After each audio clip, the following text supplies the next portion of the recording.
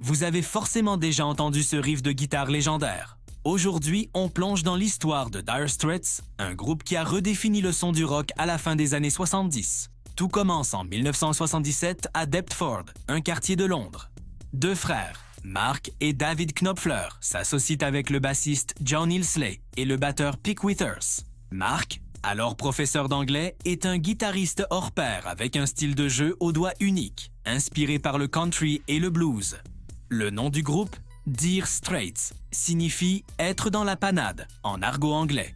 Une référence ironique à leur début difficile où ils peinaient à joindre les deux bouts. Leur premier single, Sultans of Swing, va tout changer.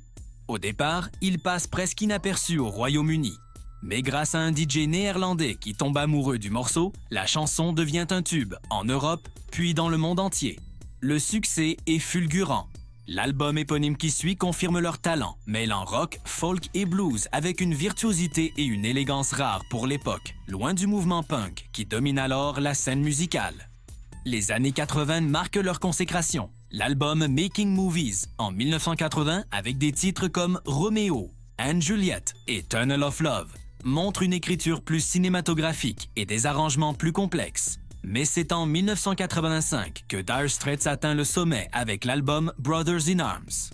Porté par des hits planétaires comme Money for Nothing et sa vidéo révolutionnaire, ou la poignante Brothers in Arms, l'album devient l'un des plus vendus de tous les temps.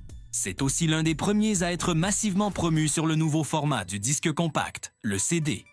Après une tournée mondiale monumentale, le groupe fait une pause. Mark Knopfler se consacre à des projets solos et des musiques de films.